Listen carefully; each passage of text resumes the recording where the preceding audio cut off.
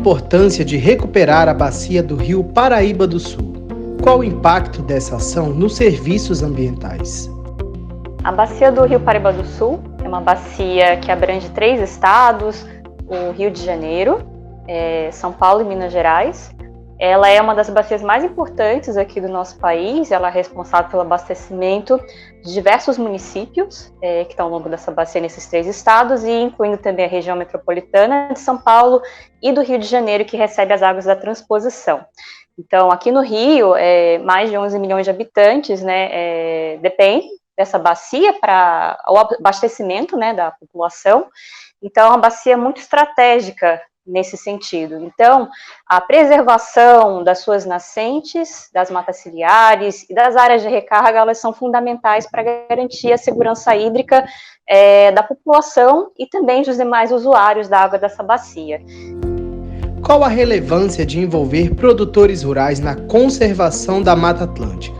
Os agricultores são muito importantes para que a gente consiga alcançar esse objetivo, que é proteger esse manancial tão importante, essa bacia tão importante. Então, aqui no estado do Rio de Janeiro, em especial,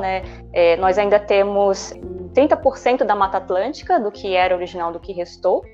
e desse restante, 50% dessas florestas que ainda existem, elas estão protegidas dentro de unidades de conservação, como parques, e a outra metade está fora de áreas protegidas, elas estão dentro de propriedades particulares e, em grande parte, dentro de imóveis rurais. Então, os proprietários rurais são muito importantes para, primeiro, manter essas florestas que estão em pé, e nas áreas onde não tem a floresta mais, o manejo sustentável dessas áreas, a recuperação também das matas ciliares, das nascentes que hoje se encontram desprotegidas é muito importante. Então, nesse sentido, o projeto Conexão Mata Atlântica, ele vem para, primeiro, valorizar os proprietários rurais que já contribuem para essa conservação e proteção da Mata Atlântica e também da bacia do Rio Paraíba do Sul.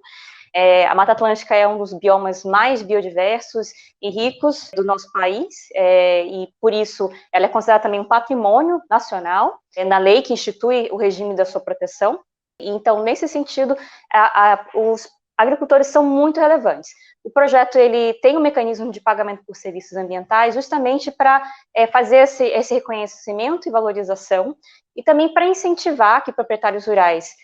façam a recuperação das suas áreas, que ainda não se encontram protegidas, e também que faça a transição dos seus sistemas produtivos convencionais para sistemas que incluam árvores nativas, e com isso, essas árvores elas vão contribuir para proteção dos recursos hídricos, elas vão contribuir também para a proteção do solo, para aumento da biodiversidade, quando a gente está falando da inclusão de árvores nativas dentro desses sistemas, e também compatibilizar com o aumento da produtividade e renda, A gente está falando, então, da conversão de pastagens, eventualmente de baixo rendimento, ou até em situação de degradação, para sistemas silvopastoris e agroflorestais. Muitas das vezes esses sistemas eles trazem também um aumento da renda desse proprietário. E aí, para isso, a gente tem um mecanismo de pagamento por serviços ambientais, assistência técnica também, e também incentivo, recursos para que auxiliem nesse processo de transição. Quais as características do projeto Conexão Mata Atlântica no Rio de Janeiro? O mecanismo de PSA no estado do Rio de Janeiro foi instituído por meio de um decreto estadual em 2011. Ele é um mecanismo financeiro, que ele é um repasse, que pode ser monetário ou não, para um proprietário rural, que adota práticas que contribuam para a manutenção dos serviços ecossistêmicos ou para o aumento desses serviços, seja por meio da conservação de florestas que estão em pé, seja pela recuperação de áreas que hoje não tem cobertura florestal, ou então mesmo a mudança de manejo dos seus sistemas produtivos para adotando boas práticas, e incluindo também árvores, como é o caso dos sistemas silvopastoris e agroflorestais. O mecanismo de PSA, como eu falei, ele é voluntário, ele é uma transação voluntária entre as partes, e nesse caso do projeto, ele é financiado com recursos do Fundo Global do Ambiente, que é o pagador, por esses serviços. Então, a gente está falando aqui dos serviços de sequestro de carbono e proteção da biodiversidade, nesse projeto em específico. E então o PSA ele funciona da seguinte forma: é lançado um processo um edital de seleção pública, no qual é feita uma ampla divulgação, os secretários têm a oportunidade de aderir a esse chamamento. Então eles fazem a inscrição, apresentam a sua proposta, as áreas que eles querem, enfim, contribuir dentro do projeto, seja com conservação, né, florestas que já estão em pé, seja com a restauração de áreas, né, e também com a conversão dos seus sistemas, para sistemas silvopastoris e agroflorestais. São 3 modalidades, são 3 práticas que a gente reconhece que são passíveis de recebimento desse pagamento por serviço ambiental. E no caso do projeto Conexão, esse reconhecimento, essa remuneração, ela é feita de forma monetária. Então, a gente tem um valor que é proporcional primeiro, ao tipo de prática que ele está fazendo. Então, quanto mais, vamos dizer assim, quanto mais ele contribui para a conservação e recuperação, maior é o valor que ele recebe, é proporcional à área que ele está disponibilizando, e também alguns outros critérios em relação a se é uma área prioritária, como uma área de recarga, de nascente, entre outras questões. Esse valor, ele vai abrangendo um mínimo de R$ 1.200 até um máximo de R$ 20.000 por propriedade, e a gente já teve 2 editais realizados com a participação de 285 proprietários rurais. Então, o diferencial aqui do projeto no estado do Rio de Janeiro é que o PSA, ele é um instrumento que vem sendo difundido por todo o Brasil, e mais recentemente tivemos também a publicação da Política Nacional de Pagamento por Serviços Ambientais esse ano, né, a política federal, que dá mais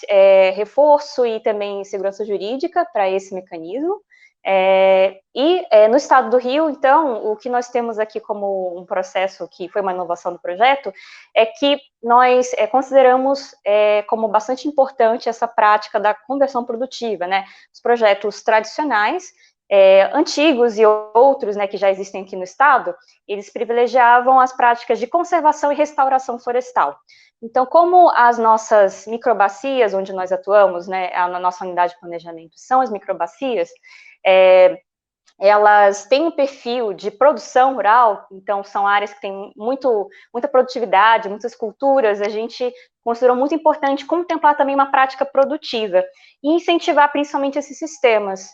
que são muitas vezes pouco conhecidos, pouco difundidos, e com isso, né, oferecendo capacitação e assistência técnica, a gente conseguiu alcançar um bom resultado, mais de 600 hectares, né, de áreas novas de conversão produtiva que a gente está com o projeto incentivando e os proprietários estão implantando nesses últimos 2 editais de PSA que nós realizamos. Então, acho que esse é um aspecto diferencial, valorizar também uma prática produtiva, ela gera renda, mas também está contribuindo para a conservação, e a gente tem observado que outros projetos de PSA também que estão surgindo, eles também já estão adotando essa prática, tem visto que é uma coisa que chama a atenção dos proprietários, tem uma boa adesão e também tem um potencial de difusão, né, depois, porque, enfim, ela é uma prática produtiva e para a gente é muito importante que isso também seja difundido, que a gente tenha mais sistemas agroflorestais e silvopastoris no estado do Rio de Janeiro. E o outro ponto é a questão também do salto tecnológico, que é o pagamento por serviço ambiental. Mais comum é que o proprietário ele utilize esse recurso que ele vai receber de uma forma livre. E aqui no projeto Conexão, ele tem a liberdade, sim, de aplicar o recurso dele, mas sob determinadas condições. Então, ele obrigatoriamente tem que investir na sua propriedade, na melhoria da propriedade, seja em infraestrutura, ou então na melhoria dos seus sistemas produtivos. Então, esse recurso que está entrando, ele está vindo para vir como um fortalecimento, né, e uma melhoria da própria propriedade, da parte econômica e social do produtor rural. Então, esse recurso, ele não está sendo, ele tem essa vinculação. Então, a gente tem tido resultados bem interessantes nesse sentido, inclusive de investimentos coletivos, né, para fortalecimento de associações comunitárias de produtores investindo na aquisição de painéis solares, né, para, enfim, economizar na luz, na energia, né, na conta de luz, e também para ter uma energia limpa na sua propriedade, e reforma de estruturas, currais, e aquisição de equipamentos, maquinários, coisas que vão fazer bastante diferença no dia a dia do proprietário. Então, a gente tem observado esse ganho, né, esse impacto social e econômico que é muito gratificante de observar e ver. E o projeto também incentiva, é um terceiro ponto diferencial, que ele incentiva a questão de projetos coletivos. Então, a gente dá um adicional de 30% no valor de PSA para proprietários que eles fazem propostas ambientais que são vizinhas ou são limítrofes, ou seja, tem um benefício ambiental de serem áreas que são contínuas, né? E com isso a gente tem um maior impacto ambiental positivo. Então, é o que a gente chama de proposta grupal ambiental, né? E também a proposta grupal em relação à aplicação do recurso do PSA. Como eu falei, são os casos de proprietários que eles se juntam nessa proposta, pegam o dinheiro do PSA e aplicam em associações ou em compras coletivas de equipamento. Então, isso também acontece no projeto. E é muito bacana a gente buscar estar fazendo esse fortalecimento, né, da organização comunitária, né, e do coletivo. Então, acho que esse é um terceiro ponto que seria bastante interessante de destacar.